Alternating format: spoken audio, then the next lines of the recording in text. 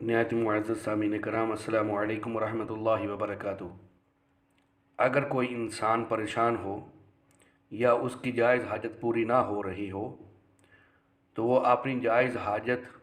کو جلدی پورا کرنے کی خواہش رکھتا ہو، جس کے بارے میں وہ بہت زیادہ کوشش و جدوجہد کر رہا ہو،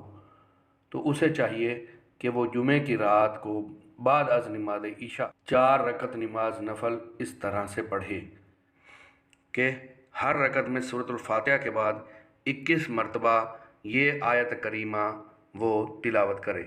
یعنی پہلی رکعت میں بھی سورۃ الفاتحہ کے بعد، دوسری رکعت میں بھی سورۃ الفاتحہ کے بعد، تیسری رکعت میں بھی سورۃ الفاتحہ کے بعد اور چوتھی رکعت میں بھی، یعنی چاروں رکعتوں میں سورۃ الفاتحہ کے بعد یہ آیت کریمہ 21 مرتبہ وہ پڑھے۔ لا الہ الا انت سبحانک انی کنت من الظالمین۔ نماز سے فارغ ہونے کے بعد 111 مرتبہ یہ آیت کریمہ نہایت توجہ و یکسوئی کے ساتھ پڑھے، پھر 21 مرتبہ درود پاک پڑھے اور اللہ تبارک و تعالی سے عاجزی و انکساری کے ساتھ دعا مانگے۔ بفضل تعالی بہت جلد اس کی حاجت پوری ہو جائے گی۔